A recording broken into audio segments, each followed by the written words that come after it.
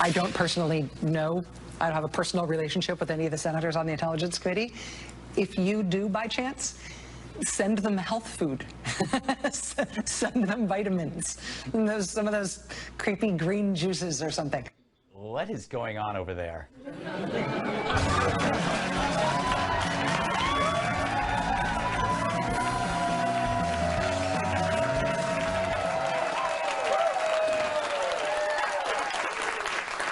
The shock of Wednesday's shooting had barely worn off before the fingers started pointing. Well, America, we do have a lot of guns, and we have a lot of people with strong passions politically, and this was a frightening, tragic confluence of the two. Somewhere in the 90s, the Republicans decided on a politics of personal destruction as they went after the Clintons, and that is the provenance of it. Folks, some will want to blame the left or the right or us in the media. But here's who it seems too many folks don't want to blame: themselves. We are all to blame. I blame your goatee. But even after this attack, they still played the game, with the Democrats and Republicans coming together. The Democrats won 11-2. See what happens when Hillary's not around?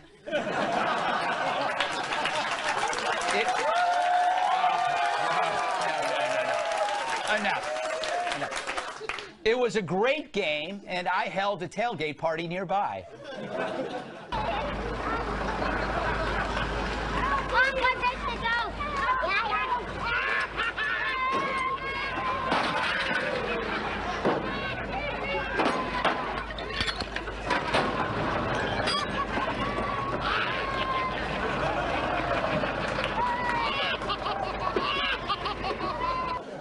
We had a great time. Gonna miss him. So the big question is, will we finally now tone down our rhetoric? No, we won't. Saying you're gonna lower heated rhetoric is like saying you're gonna cut back on carbs. You do it for a few days and then you're back to eating pizza on the toilet.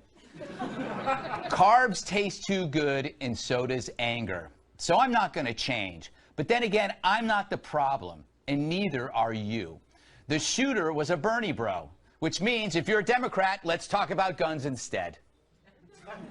I think we need to do more to protect all of our citizens. I have long advocated, this is not what today is about, but there are too many guns on the street. We lose 93 million Americans a day to gun violence. I mean, I've long talked about this. He is not a bright man. By his math, in 3 days, we'd all be dead. And you know what? We should mock this guy for issuing blame while the victims are still bleeding. As should the media be blamed, who peddle the typical inane moral equivalence. Here's a tweet from the New York Times' Glenn Thrush, who says, "Any debate about civility in politics begins with Trump. No one has degraded discourse more while embracing the fringe. Fact, not opinion." Sorry, Glenn, the violence was not from a Trump fan, but his enemies. That's a fact, not opinion. Of course, when the truth undermines the media narrative, they start saying, wait, don't rush to judge, even though they've been judging us all along. And if it were a deplorable who had done this, the left would go nuts. The fact is, the media's been blaming Trump fans all along for this angry climate. Oh, they wish the shooter had been a guy in a red hat. Fact is, if you're a righty, you get accused of so many things. The left blames the right for everything bad. So why not return the favor? It's their fault. They breed dissent, stifle discourse, intimidate people into silence. They worship violent radicals while threatening peaceful academics. They advocate destruction of private property, branding riots as protest. They fantasize about killing Republicans and their president, and others actually harm peaceful activists, tossing urine at them, pepper spraying, sucker punching from behind using makeshift weapons. They do all of these things, and yet the media is surprised when one shoots a Republican? But because it's the left, does the media really even care? They'll just call it an exception and then they'll move on to something else. So what would cause them not to move on? How do you reach a media that is sympathetic to radicalism? I think about a horse. Last week, an Antifa goon attacked a police horse in Harrisburg, Pennsylvania. Lisa Simon showed up to harass marchers against Sharia. This is her. You know she's a barrel of laughs at Thanksgiving. As the crowd did police control, cops say Simon attacked the horse, Samson, using a flagpole with a silver nail at the top, stabbing him in the neck. Now, the protest was against Sharia law, which is anti-women, anti-gay, anti-animal. Simon showed support for such fascism by stabbing a defenseless animal. Samson is fine, by the way. So, in a world where the political is always personal and the left excuses violence against humans, what about an animal? Maybe this act could make people reconsider their extreme views. The worst kind of person attacks a defenseless animal. Who wants to be linked to ghouls like that? That horse didn't even vote in the last election, which is good. He'd probably vote nay. The worst joke ever. Got my drinks. All right. Let's welcome tonight's guest. He knows sharp prose like I know web toes. Author of Up in the Air and columnist at Harper's Magazine, Walter Kirn. He's smarter than your dad and better looking than your boyfriend. He's the creator and host of the wonderful The Rubin Report, Dave Rubin. She's half libertarian, half librarian, co-host of the Fox News specialist, Katherine Timpf. And the Hoover Dam is his neck pillow, former bodyguard, and my massive sidekick, Tyrus. All right. So, Walter, what I find interesting is the perpetrator flies in the face of every media-approved stereotype. He's a white old man with guns. He's supposed to be a redneck Nazi, but he's not. He's a radical leftist. Right. Well, I mean, everything we've been told about anti-fascists applies to fascists. Yes. And just because they pretend to be against authoritarian violence doesn't mean they're not capable of it. The world's upside down right now. And I'm very disturbed because I live in Montana among a lot of these guys. And let me tell you how well armed they are. And when they start fighting each other, it's going to be a big problem. Yeah. But the guys that you live among love Trump. Yeah, they do. But you know what? They don't win much, the lower 20% of the economy or whatever who voted for Trump. And this was their shot, they thought. And when he gets taken away from them by, you know, this type, I don't want to be in the field of fire. Yeah. No, you're gonna have a revolution no one expected. Yeah, exactly. You know, Dave, you know, you deal a lot with what's going on the campus and the regressive left. Yeah. And am I wrong? Am I exaggerating to look at like Evergreen, the college, to look at that kind of climate and see that these things are somehow related, or are they not? Well, they are. First off, real quick on Antifa, these guys literally dress like Cobra soldiers from G.I. Joe. Yeah. That's how you know they're the bad guys. Yes. Okay, that should be one thing real quick. Yeah. But yes, of course this is related to what's happening on the campuses. Brett Weinstein, who was the biology professor there, he was going against racism. He said we shouldn't have a day without white people. Right. That's against racism. And since then, he's basically been banned from campus and getting no protections from the university. So who are the good guys and who are the bad guys? You could bring on any far leftist, destroy capitalism, I'm a communist. You could bring any one of them to a college campus and they would be cheered. You bring on a mild conservative, like a Greg Gutfeld, for example, and there might be a problem. You're not going to get Milo-level protests. But, you know, that's true. That's true. I have to try hard for that. Yeah. You know, wear a satin bathrobe. Kat, they're talking about lowering the heat, the heated rhetoric. You see it on every network, and everybody's talking about words matter. Isn't that just in 4 days? That's going to be gone, right? Yeah, of course it's going to be gone, and also, when a guy shoots a bunch of people, it's the guy who shot the people's fault. Yeah. Okay? This is a 66-year-old man. This isn't even like a confused kid. Yeah. Of course the rhetoric is a problem, but it isn't going to stop. It's already kind of ramping itself back up with Nancy Pelosi saying that there's shootings that happen because of too much Fox TV and this and that, which, by the way, I've never had anything to do with the shooting, not to brag. You know what I mean? Yes.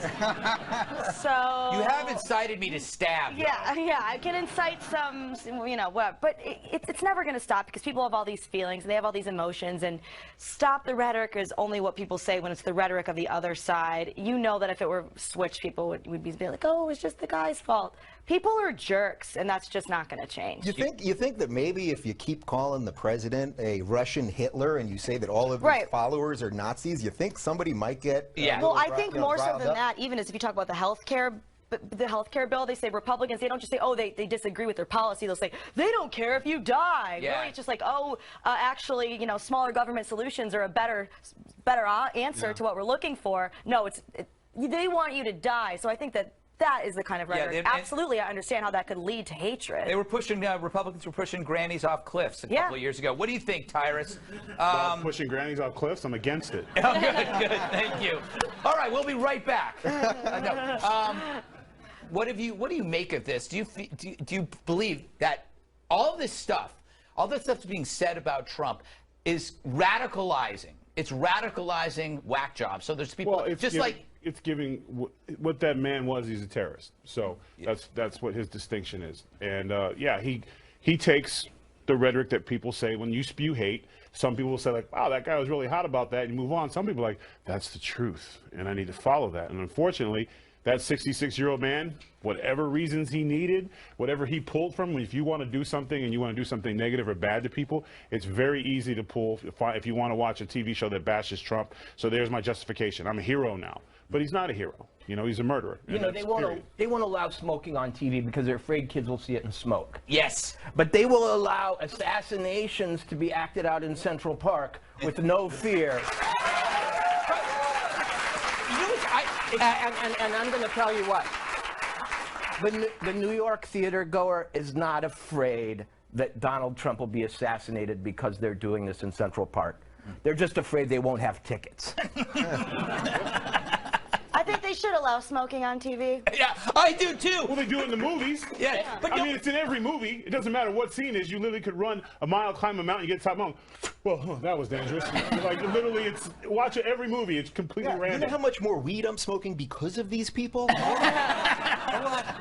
you know, it's interesting because if this stuff isn't radicalizing, then that means why do we have advertising? Exactly. It's a $500 billion business based on influencing people. And that's what's going on. You're telling people Trump is Hitler. You're telling them that everybody that supports him are Nazis. You're saying you're having his head like this, and you're telling me that why do we advertise for Coke if that doesn't matter? This is advertising. It's advertising for death. Yeah, but I think our society is pretty clear on the whole don't murder thing. Yeah. No, they aren't. It depends on what your point of view is.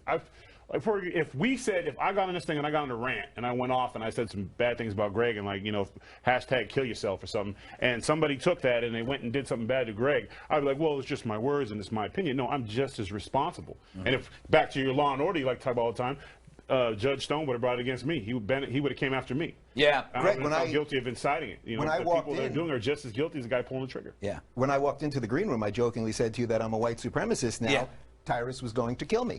Yes. Hashtag true story. You know, they found a list of names inside the killer's pocket, and they don't know what the list is. You can't say it's an assassination list, but there's a list of names in there, which I guess is not surprising. Maybe, I don't think it was a shopping list, people. But there is a specific, and this is where maybe I run into some kind of controversy. The left is more emotional than the right.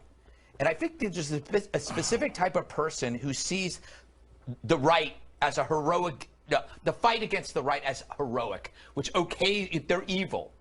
The West is eternally damned. So it's a battle. So that means all bets are off. You can do whatever you want. We just think, if you're a right or libertarian, that our adversaries are wrong, but they think we're evil. So it's like Game of Thrones. The problem.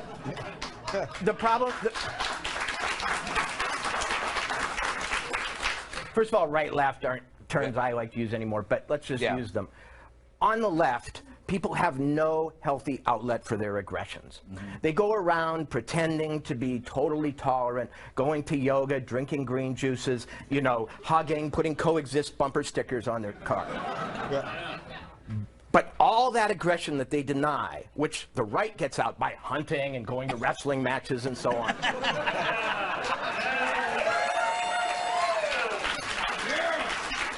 got aggression that they pretend they don't have. They either project onto the right, saying, you've got it, when it's them who has it, and or they act it out like Alec Baldwin. Yeah. You know, have you ever heard the tape of Alec Baldwin chewing out his ex-wife? Yeah. I mean, now he gets to aim it at the right. He's a very angry man. Yes. Well, they want the purity test that they would mock the religious right for. I'm gay married. Yeah.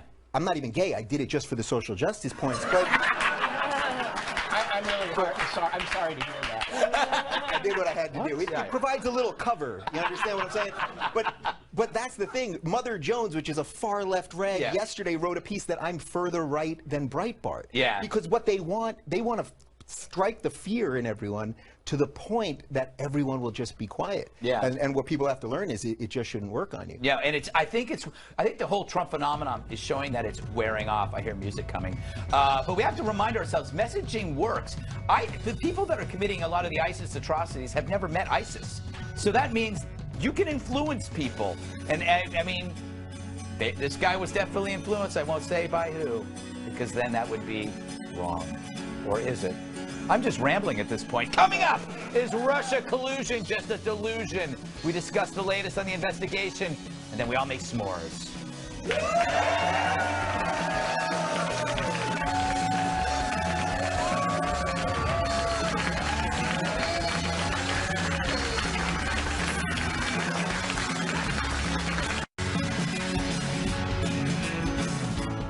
Is being blunt about a witch hunt after the Washington Post reported that special counsel Robert Mueller was investigating him for possible obstruction of justice. President Trump hit the tweets, calling the investigation a witch hunt like 3 times. But is it? Seems like it's really a fox hunt. A lot of aristocrats on horseback surrounding a wounded animal and trying to drive it into its hole so it can be ripped apart by dogs. So is it really a big deal if Mueller's investigating for obstruction? Isn't Mueller just being thorough? If he finds Trump didn't obstruct, then Trump's exonerated. And the fact is, how can you obstruct a false story? Sounds more like an objection to Comey being a jerk. Also this week, the Attorney General testified before Congress about Russia, but Sessions made no confessions. Has the president invoked executive privilege in the case of your testimony here today? He has not. Then what is the basis of your refusal to answer these questions? Senator Kaine, the president has a constitutional... I understand that, but the president hasn't asserted it. Well, you said you don't have the power to assert the power of executive privilege, so what is the legal basis for your refusal to answer these questions? I am protecting the right of the president. This isn't the first meeting between Attorney General Jeff Sessions and Senator Angus King. We've uncovered video that shows their very first encounter. I'm the world's richest man. Your rich and chips cookies taste rich. I admire that in a cookie. I'll buy your whole factory. Our hollow tree's not for sale. I'll build my own. How long does it take? Oh, about 100 years. They haven't aged a day. So, Dave, is Trump right? Is this a witch hunt? What do you think? Well, look, they're going for impeachment either way. The facts don't matter. That's obvious. The Democrats and the media want impeachment. I didn't vote for Trump. I voted for Gary Johnson, and I should be booed by everyone in this audience. Yeah, I mean, the guy was terrible, but that's I just wanted some of those small government principles out there. Yeah. So it's not like I was a Trump supporter. Yeah. But it's pretty obvious to me this is an attack on the system. If you don't like the system, if you don't like the results of the election, then you fight for your candidate the next time around so that you can, but you don't try to burn down the whole thing. And look, they're going to go after Trump, and if and when they get him, then of course you have to take down Pence because the Russians must have put him in too. Yeah. And then you have, what, a year of a limping, what's his name, Speaker of the House, Paul Ryan. Yeah. And it's like, they're trying to take down the system. That truly, without going to conspiracy level, that's what they're trying to do. No, I don't think it's just about Trump. I think it's about everyone. Walter, what do you think? First of all, this Russian thing. It reminds me of growing up in small-town Minnesota.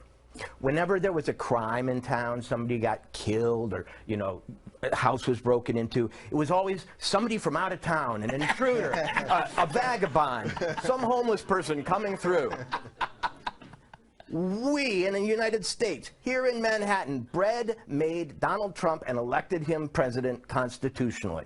It was not an intruder who did it. It was not a vagabond from Russia. We just can't deal with the fact that he is us. Exactly. Yes.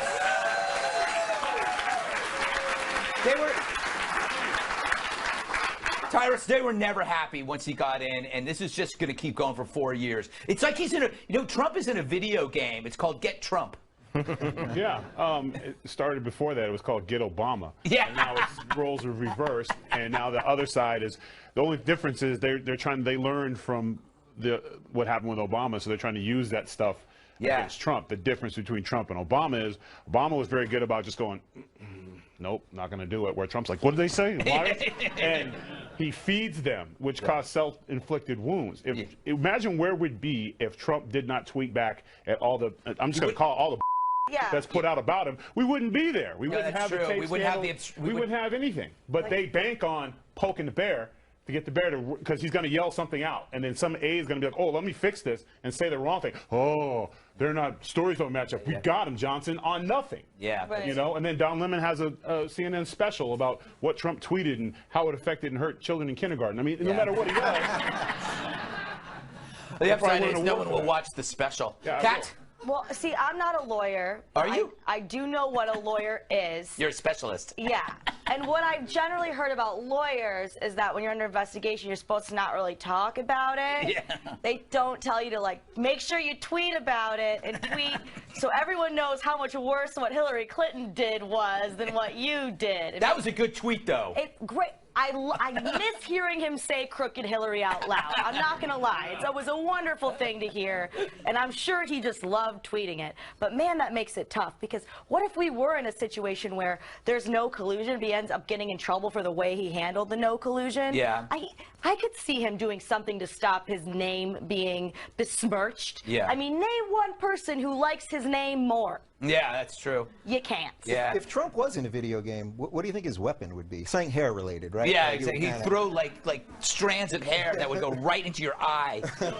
Head would explode. All right, before we go to break, Tyrus has something interesting to share with us. Tyrus? Thanks, Greg. Once again, the White House faces tough questions from the press, and as my duty as an American citizen, I went to Washington again to lend a hand.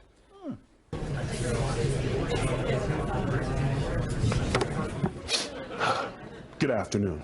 You talked about the beef arrangement. Is that beginning today?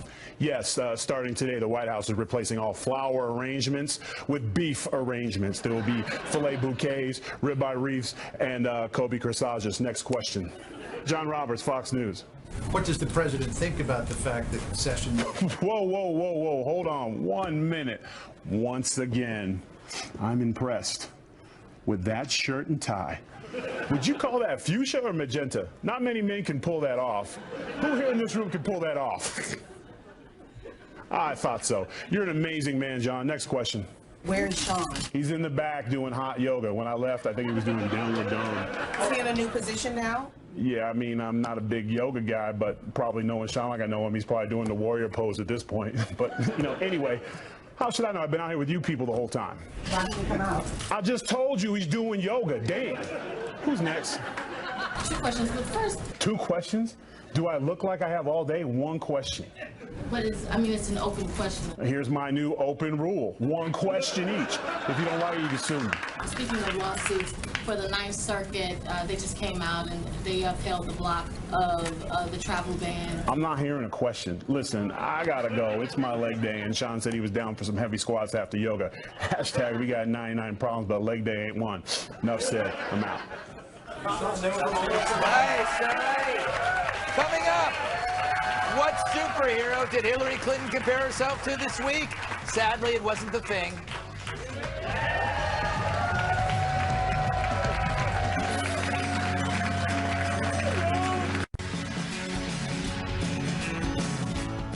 She'll never surrender her obsession with gender. In a video message presented at a Women in Film event, I love those, in L.A. this week, Hillary Clinton compared herself to Wonder Woman. Now, I haven't seen Wonder Woman yet, but I'm going to. Something tells me that a movie about a strong, powerful woman fighting to save the world from a massive international disaster is right up my alley.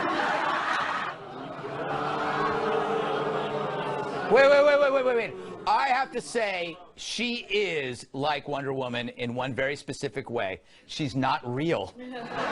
Anyway, Clinton's taped These remarks were part of a tribute to actress Elizabeth Banks, who stumped for Clinton last year at the DNC. That went well.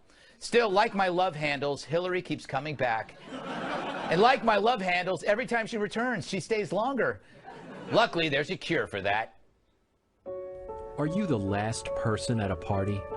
Do you struggle to know when it's time to leave? Now, I wish I had flown in from the White House, but I'm just as happy to be here anyway. Do you offer to wash the dishes, unaware the host just wants you out? Is last call meant specifically for you? And losing an election is pretty devastating, especially considering who I lost to. Well, no need to suffer any longer with LingerX. LingerX sends signals to the part of the brain responsible for those embarrassing urges and replaces them with dignity and self-restraint. I take responsibility for every decision I made. So stop living in the past and move the hell on with LingerX. Side effects include delusional self-comparisons to female superheroes. Nice. All right.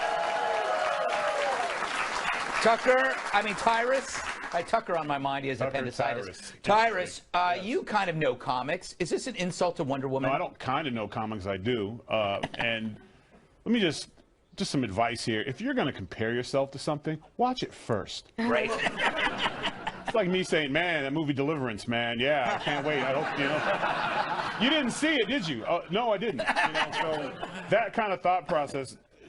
Oh man. It's like saying, I saw Deliverance. I hear it's a great outdoor movie. Yeah, you obviously didn't see it. And for her to, I mean, that's just a slap in the face to like people who are like, wait a minute, you didn't even take the hour and 45 to see the movie, but you want to take credit for it? Yeah. I don't, you know, where I'm from, that's called a move. I mean, that's just, that's horrible. That thought process? Walter, what do you think? Is there any similarity?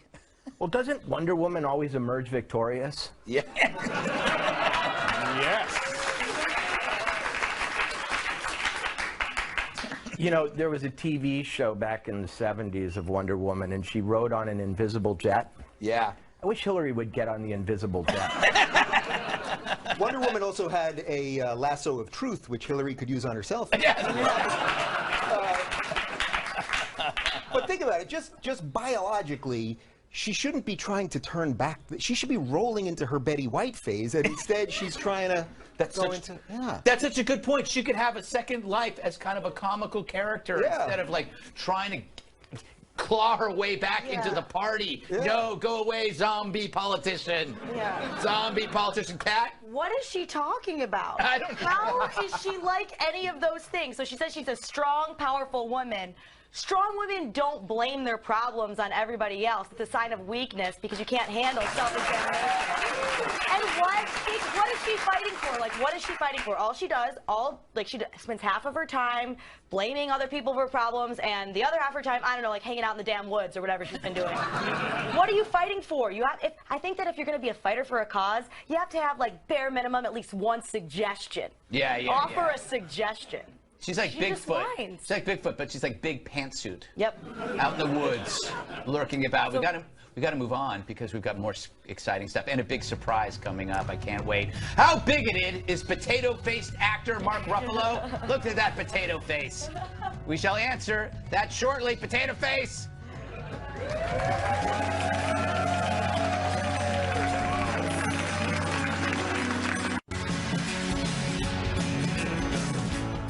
He demands a ban on the white man.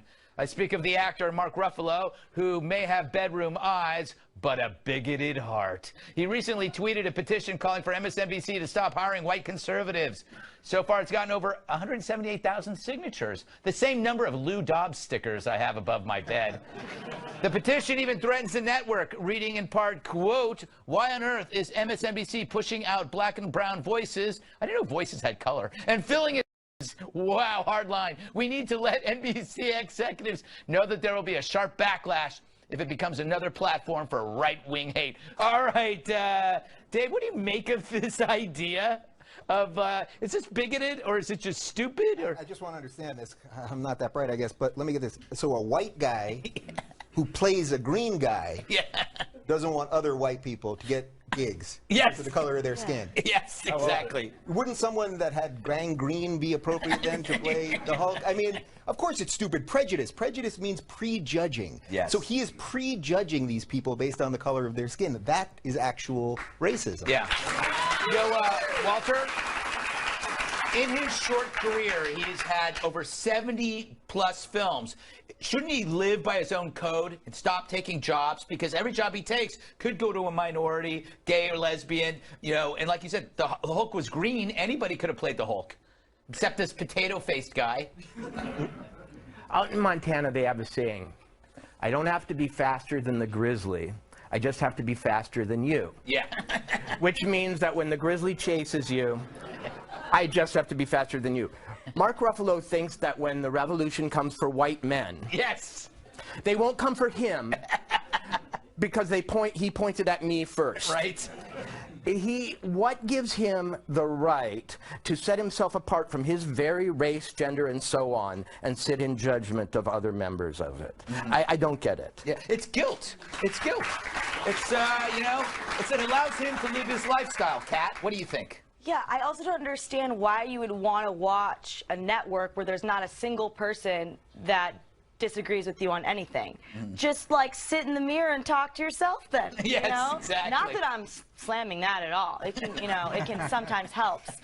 But yeah, I mean, so why? Why? Well, like okay. you have to have, otherwise there's no debate. You have to have people from the other side, and because they're white, okay, you know, whatever. Shut up about that. That's shut up His about problem that. isn't white conservatives. He doesn't want black conservatives on MSNBC. Yeah, that's true. Right, that's the point.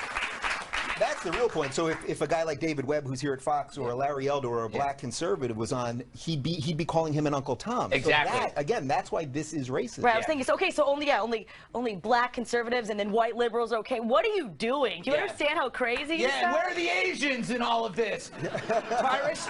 Yeah? I have to say, I do see this on the right, but I don't see, if you have somebody on a show that deviates from a topic, then you can get viewers demand that that person be fired or they don't like that person. So it's an instinct thing. But this guy goes a step further. He's organizing, or he's not organizing, he's pushing petitions. And this is what leads to, in a way, the bifurcation or the balkanization of discussion so that nobody talks to each other, and then you end up with people going after each other and shooting people. I blame Mark Ruffalo. No, I don't. You know, I guess as a black man, it hurts my heart to see white-on-white crime. It's really, you guys are all so, stop fighting with each other. Your war of words hurts everybody. Here's a tidbit. What? MSNBC, as much as they like to, or that type of the left, like say we go by merit and not color, they go by ratings. So if the white conservatives put asses in the seats, they're going to get the job over the well-said, fight the fight brother who can't put people in the seats. That's just how it works. That's entertainment. So sorry, bruh, but, you know, trust me, hey, this is great. It's good for me because although Fox gave me a job, MSNBC and CNN didn't even holler at me. So I'm, you know. And you know why? Yeah, because I'm black conservative. Yes. All right. Up next, what the hell is wrong with Katy Perry? How much time do you have? I like it. It's sitting Indian style.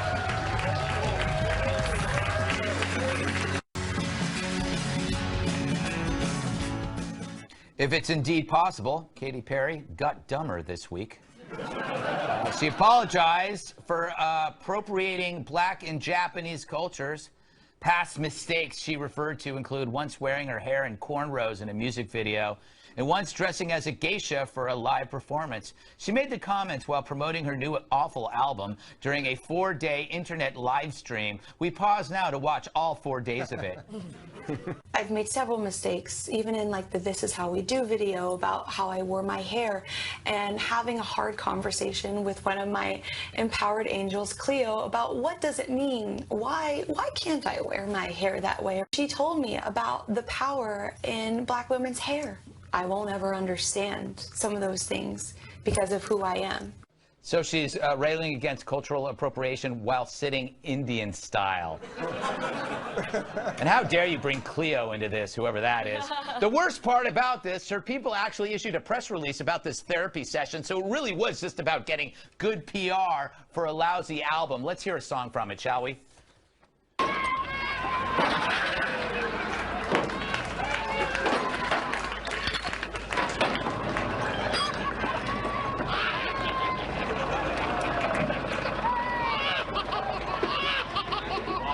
Forever. Walter, everything we do is from another culture. It's a melting pot.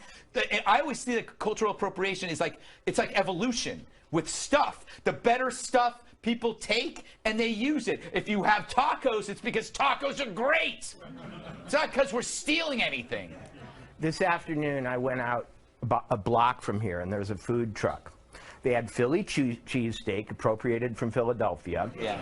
Hamburger, appropriated from Germany. Yeah. Falafel, appropriated from, I don't know, Israel or wherever. I'm never sure. And then this big sign over it said halal. Yeah.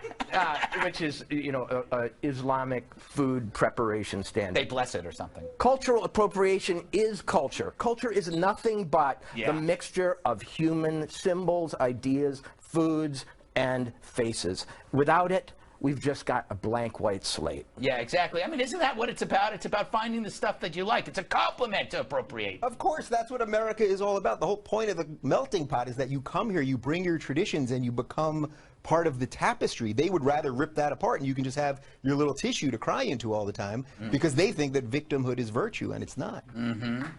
Kat, you appropriate all the time. Mm-hmm. Yeah, I was Pocahontas, Halloween of '92. And so she had 4 days to apologize for her braids, which is pretty bad. Wearing braids is pretty bad for sure. But I feel like I might need to take some time off and explore why I thought it was appropriate to dress as this cartoon character that I saw in a Disney movie in 1992, or I should just burn all the pictures. You know, it's fun. Political ambitions, it's just not going to happen. No, it's true. When I was young, I was a hobo. That's back when you made your Halloween costumes yourself, and I was a hobo. So I was appropriating transient culture, Tyrus. Oh, which is, you know what else I did? So you're going to me on transient culture. Okay, that's great. I'm excited. You know what? Speaking of white, what'd you say? Plain white slate, which Katy Perry pretty much.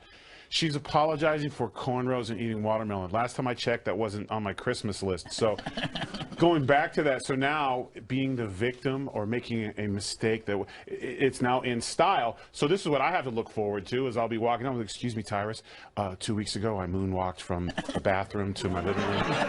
I'm sorry.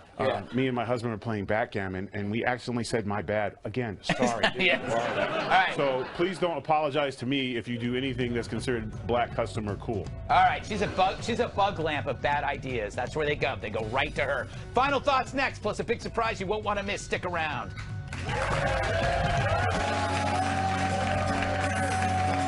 If you'll be in New York City and would like free tickets to be part of our studio audience, email Greg Tix at foxnews.com. So much fanfare over an armchair. Last week on the show, this happened. As a former wrestler. I still wrestle. You still wrestle? And armchair, I've been asking for an armchair. You guys know, every week I get this. Why is it that I can't get an armchair? It's not going to happen. She got a show, you got a show. All I want is an armchair.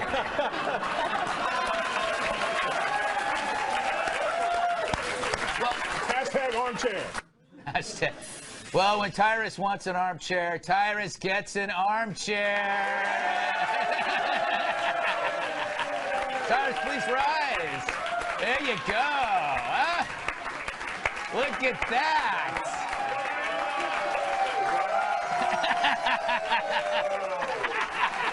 Wow, look at that. No recline. That's cool. It reclines. It reclines. It's on the inside, huh? Yeah. Show them how. There you go. Culturally, it wouldn't be more relevant if he just had a white person to lay his arm on? Yes, exactly. No, I got a white mama. That wouldn't fly at home. Wow, I am speechless, so I guess not getting a show. So. Thank you. Wow. Yeah, this feels right. Yeah, it does. Will it change you? It's going to change you. Well, I feel more confident now. You feel more confident? I feel confident. I Yes. feel both my arms can rest equally. Yes. Because I'm afraid of heights, and you know, if you fall once off the edge of a couch at a TV show, that's it. So. Well, I'm happy you're happy, and I'm happy we got part of the outnumbered bench moved away. All right.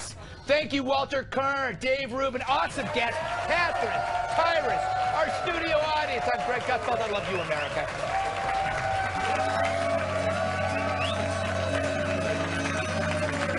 Walter's World is on tonight.